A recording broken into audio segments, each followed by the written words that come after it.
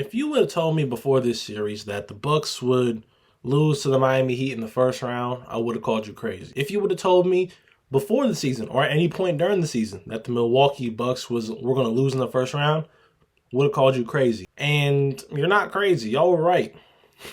The few of y'all that said that.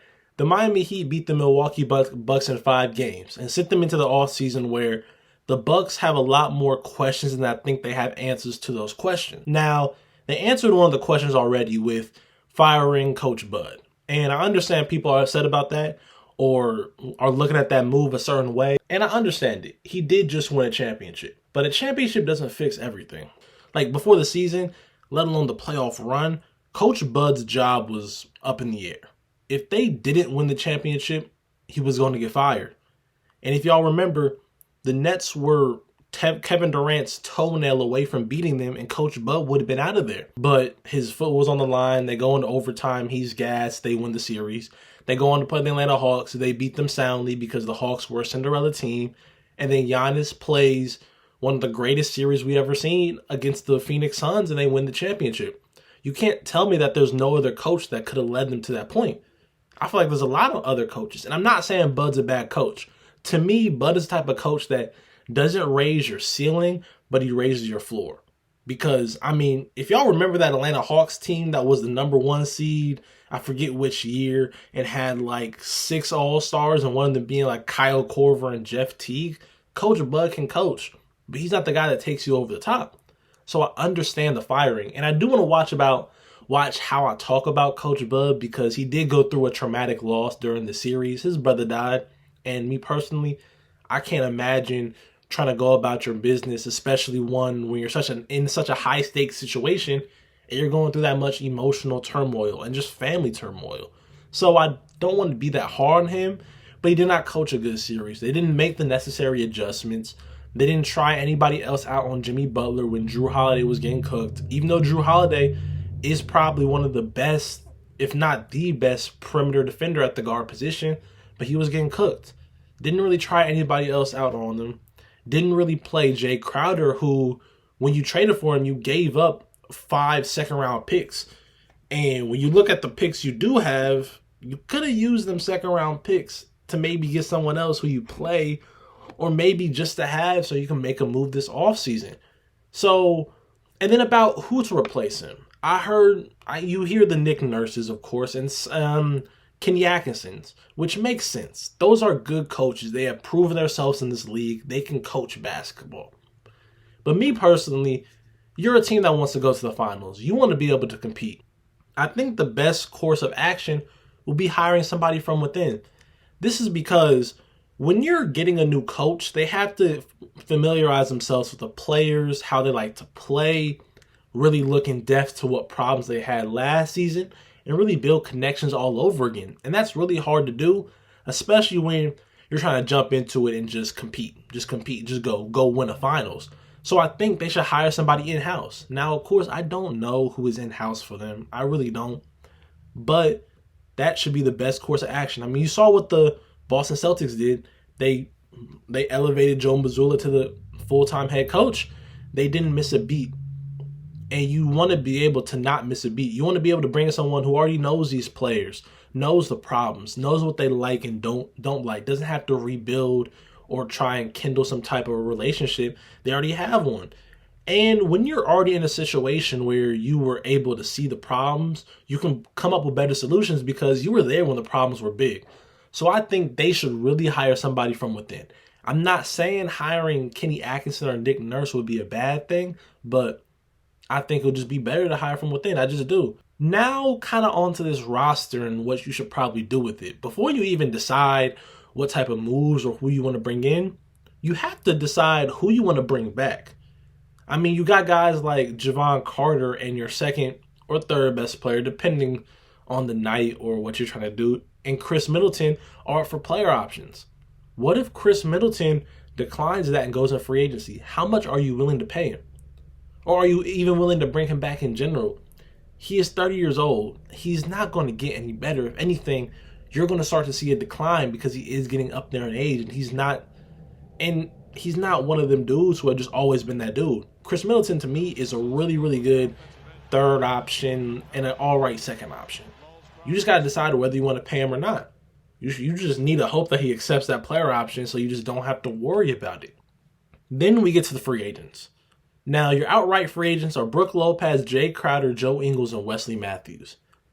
The biggest one out of there is definitely Brook Lopez. Brook Lopez, 33-year-old center, he's been so good for the Bucks. He's been the perfect center to play next to a guy like Giannis. He's really good defensively, can stretch the floor, and this year really made his mark on the defensive end. I mean, at certain points, people were calling him the DPOI. And I know he didn't win because Jaren Jackson had the type of season he did, but he was top 3 in voting. I think top 2. He's going to be on an all-defensive team. But he's also coming off of really just a redefining career year for him. But you have to remember, he is 33. He had a back surgery last offseason. That's going to catch up to him at some point. It just is. I don't know how much longer he can play at this level, but you're kind of in a position where if you don't pay him, then what else?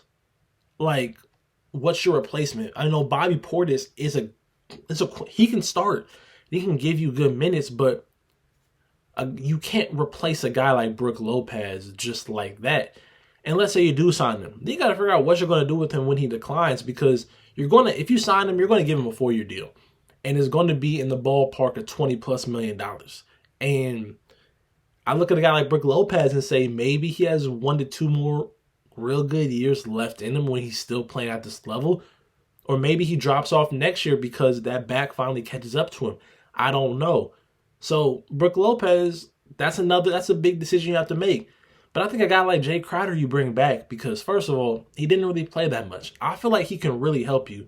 Be a 3-and-D guy, be another big wing to fit next to a Giannis, add more defensive versatility, which is something you need. I don't think they have enough wing defenders or real good ones to, throw multiple bodies at a guy like a Jimmy Butler. Like, if Drew Holiday's getting cooked, you should put somebody else on him and just hope they have better luck because, I mean, what's going to happen? They're going to get cooked too? Like, just try something new, and a guy like Jay Crowder can help with that.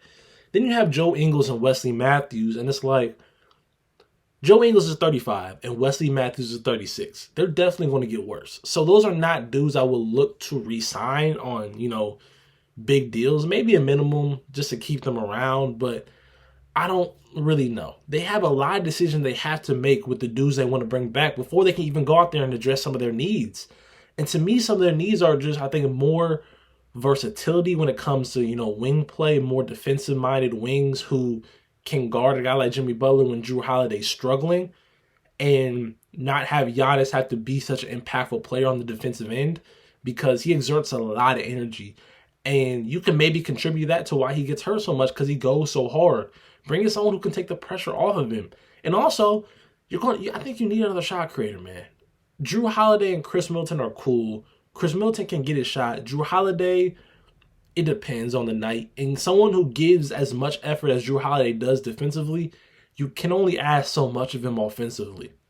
I mean, last year against the Boston Celtics, we saw what it looks like when Giannis does his thing, but he doesn't have a secondary dude who can get his shot. And Chris Middleton wasn't there. And even this year, I know Chris Middleton was battling back from injury, but he wasn't like that. You want to go out there and get another one. And I think you do that by trying to clear up some cap space as much as you can, trading guys like Grayson Allen or Pat Connaughton, because those are the only guys that are under contract that I can think you can get something worthwhile for. You don't have picks. You have 5 picks in between 2023 and 2029. You have a second-round pick this year. Next year in 2024, you have a second-round pick. You have nothing 2025. Then 2026. You have no picks in 2025 or 2026. In 2027, you only have a first-round pick. In 2020 or a second-round pick, you only have a second-round pick in 2027. In 2028, you have a first-round pick. In 2029, you have a first-round pick. You don't have many ways to really get better using picks anymore. You don't. You have to get creative. You really do. You have to see who you can find on that mid-level exception. Who can you get in the veteran market? Who can you get on minimal deals that can help you win? Because this series proves that your roster wasn't good enough. When Giannis doesn't play, you struggle. You don't have enough. You need more because the East is going to get scary. Boston's always going to be a thing. Cleveland If Cleveland improves, they're dangerous. You have a lot of young teams that are on the rise that in the coming years can really steal your spot if you don't build a competent team around Giannis. And also, you just want him to stay because there's a good possibility that he could leave if you don't get this right around him. Now, what I think the Bucks are going to do is I think they're really just going to run it back. I have a strong feeling that they're just going to run it back with the same team under the impression that, okay, we got Coach Bud out of there. We're going to have someone who's going to utilize people better. And we were the 1 seed. You're not the 1 seed for no reason. They were a good team, just not good enough to get past the first round, which is crazy to think about. So they're probably going to run it back, which means next season they're going to be left with even more questions and even more dire questions that you need to answer. You can lie to yourself this offseason, honestly, but to me, I don't think that's what's going to be best for your franchise. And you need to keep Giannis happy, and you do that by building competent teams, building teams that can win. So I don't know. They have a really interesting offseason, in my opinion, the Milwaukee Bucks do, where it can go a lot of different directions. It's interesting. So I don't really know what they should do. I mean, I was just throwing out some ideas and hoping they stick. But let me know what y'all think in the comments. What should the Bucks do? Who should they target? Who should they want to trade away? Who should they get rid of? Just, let me know. I love y'all. Thank y'all for the continuing support, and peace.